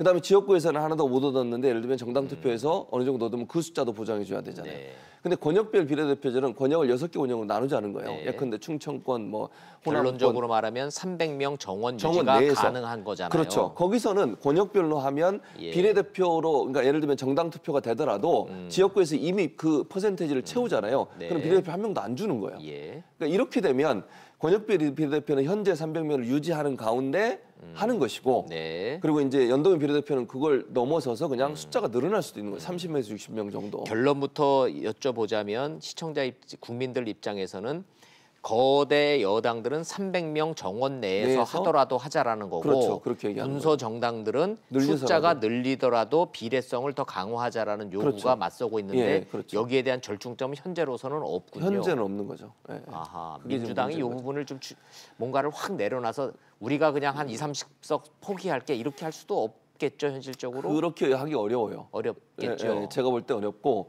그다음 자유한국당은 더더군다나 더더욱 그럴 안 이유가 하고. 없고. 예, 예. 그래서 그러니까 이게 사실은 여러 가지 논란이 많아요. 그러니까 그러면 그걸 어떻게 보존할 거냐 하는 부분에 논의를 해야 되는데 네. 지금 당장 야3당은 학답부터 하자는 거잖아요. 그러니까 이제 이게 상당히 좀 물론 뭐 이유는 알겠어요. 왜냐하면 예, 예. 소수 정당 지금 보세요. 바른미래당이나 민주평화당 같은 경우는요. 이게 연동 비례대표 안 되면 만약의 경우 제가 예측을 해봅니다. 예. 총선에서 당이 이게 분열돼가지고 없어질 수도 있어요. 그러니까 예를 들면 정계 개편이 일어날 수 있는 존폐가 달린 문제니까요. 그렇죠. 정계 예. 개편이 일어날 가능성이 있다는 거죠. 그렇죠. 그러니까 만약에 연동형 비례대표가 안 되면 지금 구조를 하는 거잖아요. 네. 그렇게 되면 소수 정당은요. 지금 보세요. 바른미래당 보세요.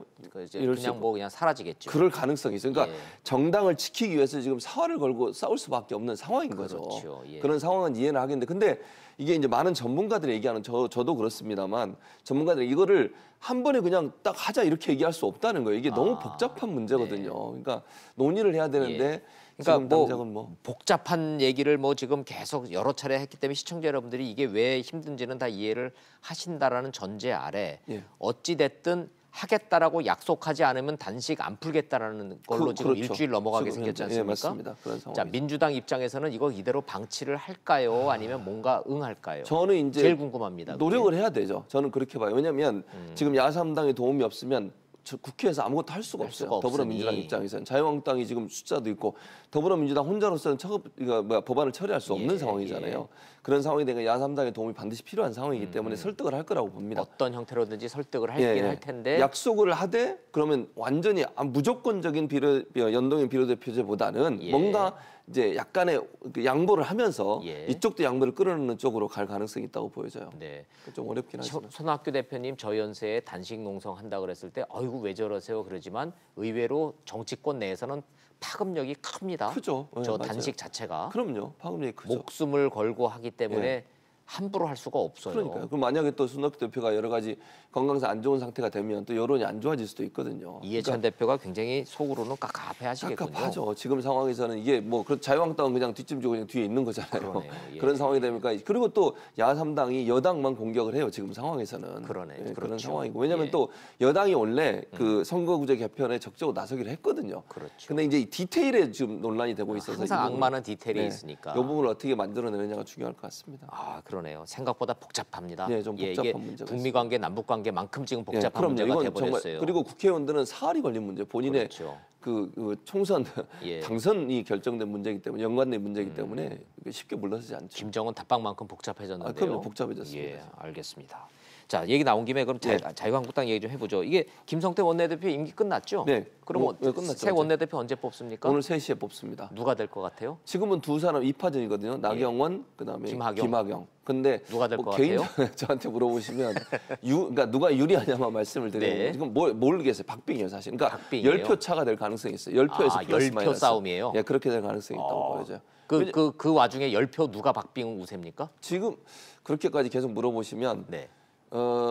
분위기로 보면 그러니까 개인적으로 그냥 예. 이건 틀릴 수도 있습니다. 예, 예. 김학용은 조금 더 유리하지 않나 개인적인 생각이 듭니다. 아하. 그 근거는 근거는 김무성 전 대표가 네. 전당대회 나가지 않겠다고 그랬어요. 네. 그게 저는 이제 김학용 의원을 지지하기 위한 발언이라고 보거든요. 그러면 비박계가 글로 몰려요? 비박계가 일정 부분 몰리기도 하고 중립 성향이 있는 사람들. 네, 중도와 비박계가 김학용 의원한테 몰릴 수 있게 김무성 전 대표가 길을 터줬다. 그렇죠. 왜냐하면 아하. 김무성 대표가 만약에 당대표 나간다고 하면 제가 예전에도 여기서 말씀드린 것 같은데 이 두 사람 다가 비박계가 되는 것은 어려워요. 그러니까 힘들어요. 그렇죠. 사실은. 예. 그러니까 당대표도 비박계가 하고 원내도 비박계가 예. 하면 당내에 있는 그 의원들 입장에서는 견제 세력이 없는 상황이 돼버리잖아요. 거기에 대한 불안감이 있는 거죠. 근데 솔직히 말하면은 친박계 의원들이 똘똘 뭉쳐가지고 나경원 의원 민다는 거 아니에요?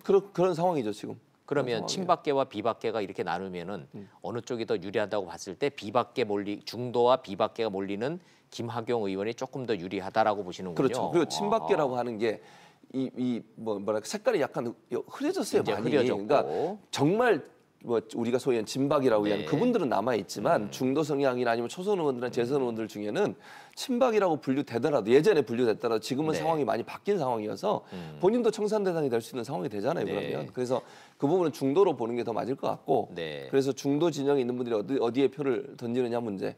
또 하나 이제 결정적인 문제가 지금 당원권이 정지된 의원이 9명이에요. 네. 그중에 친박이 7명이에요. 어허. 당원권 정지된 사람 이번 투표 못 하거든요. 네. 그러니까 비상대책위원회 그래서 그 결정을 했어요. 예. 당원권 정지된 의원들은 투표에 참여할 수 없다. 투표권이 없다. 투표권 없다. 근데 9명인데 그중에 7명이 친박이에요. 친박이네. 나경원 의원한테 불리한 편에. 그렇죠. 예. 그러니까 7명은 구도가. 어차피 빠져요. 예, 예. 그러니까 2명이 이제 비박으로 네. 분류된 분들인데 그러다 보니까 그런 요소들이 작용할 가능성이 있다고 보는 거죠. 나경원 의원이 원내대표 지금 3수인데 삼수죠. 세 번째 도전인데요. 예, 이번에는 그래서 3세판이라고 이길 거라고 본인은 한번 지켜봐야 되겠네요. 지켜봐야 될 것 같아요. 예. 뭐 제가 말씀드린 건 그냥 제 생각이고요. 알겠습니다. 그랬고 김동연 경제부총리 예. 떠나면서 뭐 자유한국당 입당설 확 들어왔었는데 본인이 부인했죠. 부인했어요. 본인은 뭐 문재인 정부의 정부의 초대 부총리였다. 그 얘기는 야당 자유한국당으로는 안 간다 이렇게 해석을 하고 있는 건가요? 그렇게 해석을 하는 게 정치권에선? 맞을 것 같아요. 지금 현재로서는 그렇습니다. 네. 현재 상황에서는. 근데 그것도 총선이 가까워지면 어떻게 될지 몰라요. 그렇죠. 네. 예. 뭐 아직 총선 많이 남았으니까. 네. 그러나 한국당에서는 은근히 기대는 하고 있죠. 기대는 하고 있죠. 어제 그건 사실이죠. 김성태 원내대표가 마지막까지 그 자기가 퇴임 기자회견 하면서 이 얘기를 네, 했어요. 네, 이게 네. 꺼냈어요. 맞아요. 그러니까 칭찬한 듯 하면서 칭찬을 뭘 했냐면 김동연 부총리 혼자 칭찬했어요. 다 그냥 맞아요. 예. 이렇게 비판하면서 그러면서 김동연 부총리도 뭐 오기를 희망한다는 그런 뉘앙스의 말을 김성태 원내대표가 했거든요. 예, 좀 그런 봐야죠. 이건 네, 진짜 두고 봐야 될것 지금 같습니다. 당장 뭐 갈 생각이 있다 그러겠어요. 지금은 속으로야. 그렇게 얘기할 수 없죠. 얘기 안 하겠죠. 나오자마자 그렇게 예, 얘기할 수는 없죠. 예. 예. 그 후임인 홍남기 부총리가 이제 임명장 받고 난 다음에 청와대 서별관 회의, 이른바 예. 경제조정대책회의 부활한다는 얘기 나오는데 정말 부활하는 겁니까? 아니 그러니까 모임 자체를 하는 거는 맞아요. 그러니까 부활관이 그럼 부활하는 거죠. 근데 서별관 회의에 들어가는 멤버들이 예전에 가장 문제가 됐던 멤버가 누군지 아세요? 누구예요? 한국은행 총재예요. 아하, 맞아요. 한국은행 금리. 총재가 예. 금리 압박 받아가지고 네. 이 회의에서 금리를 막 강제로 막 압박을 해서 예, 예. 금리를 막 정치권이 원하는 대로 움직였다 이런 논란이 있었고 대우해양조선 아시죠? 그거 예. 하는 거 문제 때문에도 여기서 문제가 됐는데 그렇죠. 지금 여기에는 그 한국은행 총재 들어오지 않습니다. 그러니까 이 문제가 그 김의겸 대변인이 그런 얘기를 했어요. 물론 경제팀이 모여서 자체적으로 조율하는 건 뭐 저는 필요하다고 봐요. 너무 그동안에 따로따로 놀아서 이게 손발이 안 맞는다는 그랬었죠. 지적이 나왔으니까 예. 이름이 서별관 회의는 아니지만 어찌됐든 모여서 협의하는 형태로 가겠다라는 그렇죠. 그런 그러니까 의미군요. 2주에 한 번 정도 홍남기 경제부총리 주관으로 예. 주도적으로 모여서 논의하겠다라고 얘기를 했어요. 정책실장, 아하. 그다음에 금융위원장 뭐 예컨대 그 네. 공정거래위원장 모여서 대회 그건 뭐 좋은 거 아닙니까? 알겠습니다. 모여서 그게 밀실에서다거나 문제가 되면 그건 문제가 될 수 있지만 그런 게 아니고 그냥 정말 경제 발전에서 서로 의견을 나누고 합의해 간다고 하면 그건 너무 긍정적으로 평가할 수 있을 것 같습니다. 네, 뭐 현재까지는 긍정적으로 평가를 하시는군요. 예, 마지막으로 이거 하나 좀 여쭤보고 예, 예. 가겠습니다.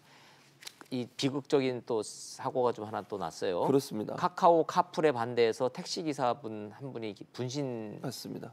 해서 극단적인 예, 예. 선택을 어제 하셨는데, 그랬었죠. 아 이거 어떻게 해결해야 됩니까? 지금 상황에서는 좀 어려운 부분이 있어요. 택시 노조에서 지금 계속 이러겠다라는 거예요?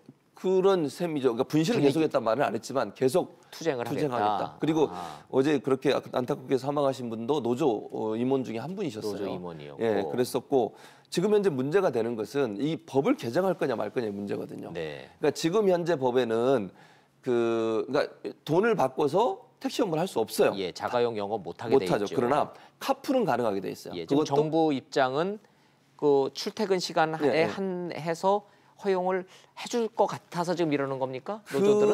그런 상황이죠. 근데 꼭 그런 건 아닌데 그러니까 이렇게 설명해 드릴게요. 현재 논의가 되고 있는 게 법에 보면 여객 자동차 운수 사업법 개정안을 예. 지금 노조에서는 빨리 처리해 달라는 거예요. 처리를 해달라. 근데 그 법안이 개정안이 어떻게 올라와 있냐면 아예 출퇴근 시간도 못하게 막는 거예요. 못하게. 근데 지금 법에는 어떻게 돼 있냐면 출퇴근 시간에 카풀 할 수 있고 네. 거기에 뭐 보상을 할 수도 있다. 이렇게만 돼 있어요. 출퇴근 시간을 정하지 않고 그냥 출퇴근 시간 이렇게만 돼 있거든요. 그러니까 예. 노조에서 뭐라고 얘기하냐면 택시 노조에서는 출퇴근 시간이 몇 시인지도 모르다 보니 예. 이거 낮에도 출퇴근을 얘기할 수 뭐 제가 출근하는 예를 들면 낮에 출근합니다. 이렇게 하면 사실상 사문화된다는 얘기예요. 그렇게 될수 있고. 있으나 마나한 법이 되니. 그렇죠. 아하. 그래서 아예 이 조항을 빼든지 출퇴근 시 뭐 카풀하는 걸 못하게 법조항을 아예 빼든지 아니면 시간을 명시하든지 예. 이런 논란이 되고 있는 상황이고 또 하나 문제는 뭐냐면 이 법의 기본적인 취지는 출퇴근하는 직장인들 사이에 카풀을 허용하는 그런 내용이에요. 네. 그런데 그 직업을 따지지 않고 지금 현재 7만 명이 등록한 상태래요. 카카오 네, 네. 그 택시 같은 경우에는 그런 상황이라고 보면 이 사람들이 정말 학생이 될 수도 있고 무직자가 될 수도 있고 이런 분들도 영업으로 그냥 뛸 수도 알겠습니다. 있다는 거죠. 예. 이런 문제가 이게 이해관계가 지금 맞닥뜨리는 거냐? 예. 그렇지라 하여튼 법 통과를 앞두고 잘 좀 조절이 좀 돼서 이런 맞습니다. 비극적 일이 안 생겼으면 좋겠다. 예. 이래서 한번 여쭤봤습니다. 예. 말씀 잘 들었습니다. 예, 감사합니다. 고맙습니다.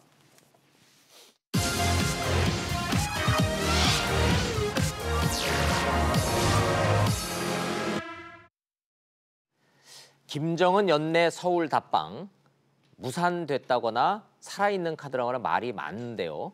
그동안 참았던 이 말은 좀 해야 되겠습니다.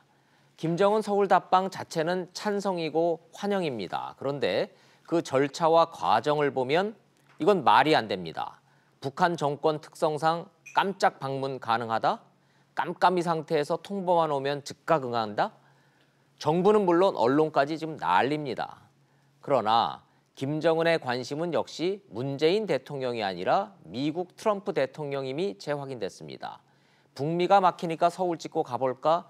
일단 이렇게 간을 봤지만 결국 미국과의 직거래를 선택하는 거 아니냐 이런 분석이 우세합니다. 청와대가 이제라도 서두르거나 재촉하지 않겠다고 정리를 한 건 참 잘한 것 같습니다. 공영방송 KBS가 위인 김정은을 환영한다는 인터뷰를 여과 없이 내보내고 광화문 한복판에서 난 공산당이 좋아요 라는 구호가 난무하는 혼란스러운 현실입니다.